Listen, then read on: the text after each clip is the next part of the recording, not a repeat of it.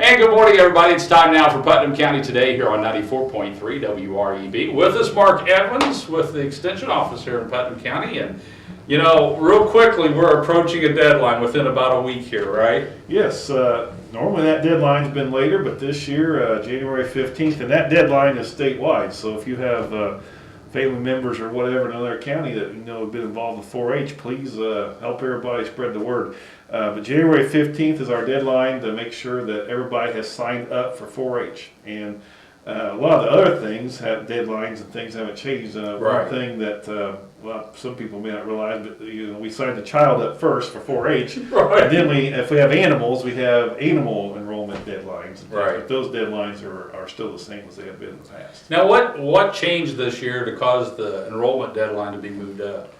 There's a couple things. Our state program leader, she kind of desired to have a little bit of more, uniformity in the state, and to try to not necessarily have more people doing more 4-H work, but to help spread that window out a little bit. And I think it gives us some educational opportunities because we had already bumped our date up last year a little bit into March because it had been in April, and saw some benefit to that. And so I'm not opposed to the deadline change here, but basically, as far as just helping us to get names in and everybody, because there's a veterinarian camp coming up at Purdue here that's an opportunity for youth to do. That's just there's a lot of opportunities like that pop up. Well, if the enrollment deadline was April 1st, I wouldn't even have the names of newer people and so forth. So it helps some things like that. All right.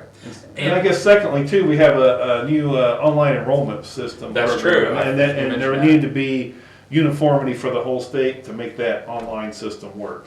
All right. Now let's talk about the kids. What ages? What do they want to do if they want to be in 4-H? How do they go about it?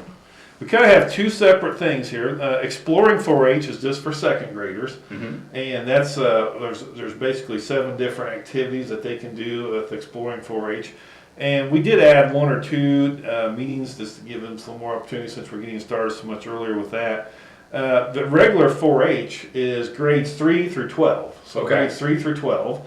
And we did, back in October, November, visit all of the 3rd grade classrooms and all the 2nd grade classrooms, and items should have been sent home at that time. So if you remember that. But if not, again, the materials and things are available, including the video that we've shown in the classrooms for the 4-H programs. It's kind of give an overview of it and some of the activities that one can do. All right, well, sounds good. And want to remind those kids, though, January 15th. Yes, the absolute deadline, right?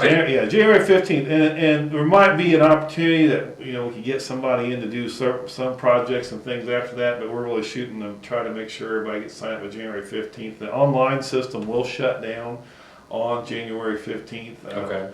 If for some reason somebody moved in or there was a circumstance or something, I mean we might have a little flexibility there to do a paper enrollment form afterwards, but the goal is the January 15th to get everybody signed up.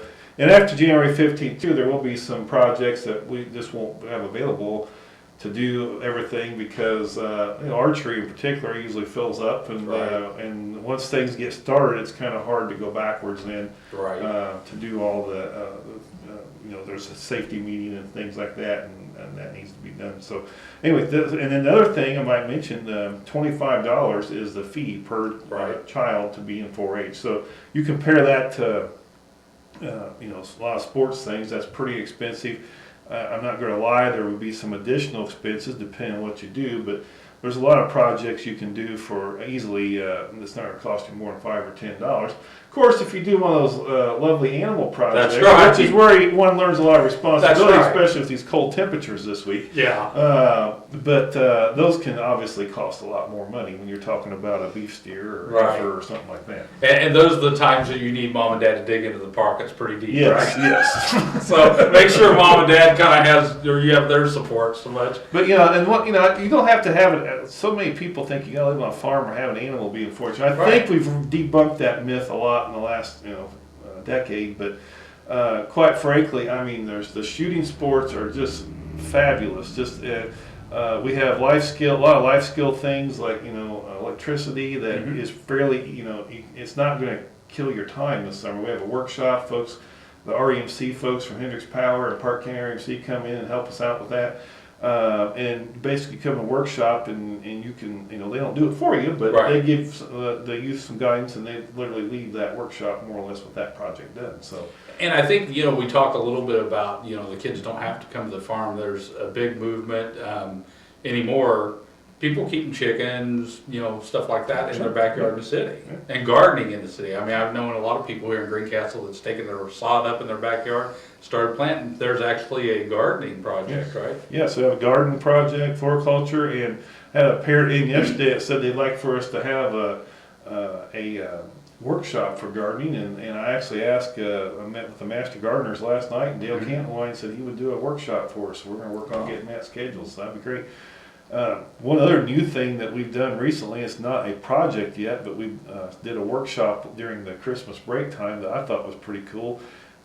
We've had some people step up. I had an article and some info out there about that Purdue Extension office locally is like a state-funded university that one can get half of their donation back on their state income tax. And we had about 3 people come in and make some donations. So we actually have 4 Lego robotics kits. Oh, really? And we are getting a robotics program started. We're real appreciative of those folks that's helped to step up and do that. And we have to kind of be careful because with 4 kits, we need to have about 2 or 3 youth per kit.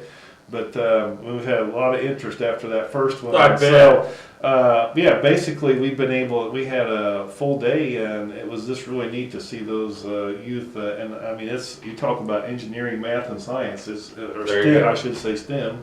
It's there. Yeah. And it really is throughout the whole 4-H program. Now, we're talking about the cold weathers and stuff right now, but, as the temperature starts to rise, we get closer to summer.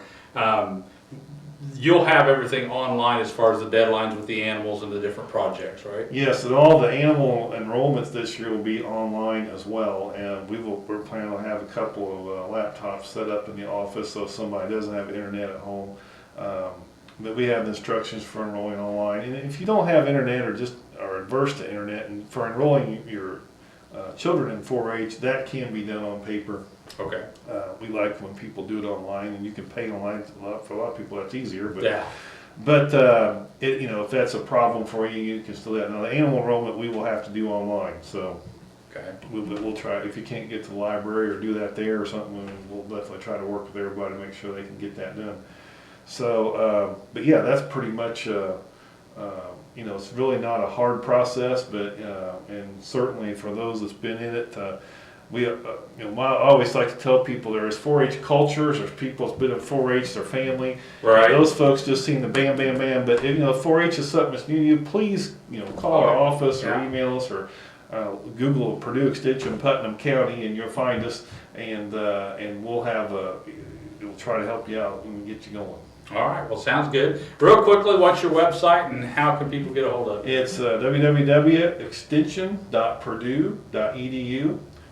You can go there, and then there'll be county offices, and click on Putnam, or you can just put /Putnam, and that will take you there too. So extension.purdue.edu, and then /Putnam. All right. Our phone's 653-8411. 653-8411. And the new office? Well, I guess it's not new now. That's us. We've been there 3 years. Yeah. But we're actually located in the look below PNC Bank. That's the doors there to the left of the drive-up window, or underneath the Pershing Accounting office. It's the Pershing's building there that we're in, and works as a great spot for us. All right. Well, Mark, we do appreciate it. Want to say go Boilers, right? Yeah, boiler up. That's right. So 2-0 in the Big Ten. that's right. You can't beat it right now, I right? appreciate being able to listen to Boiler games on WREB. There you go. All right, Mark, we appreciate it. We'll look forward to seeing you here in a couple more months and getting an update. Thank you, John. All right, don't forget, if you're a nonprofit group or community organization and you'd like some free airtime here on WREB, you too can be a part of Putnam County Today. Give us a call at 653-9717.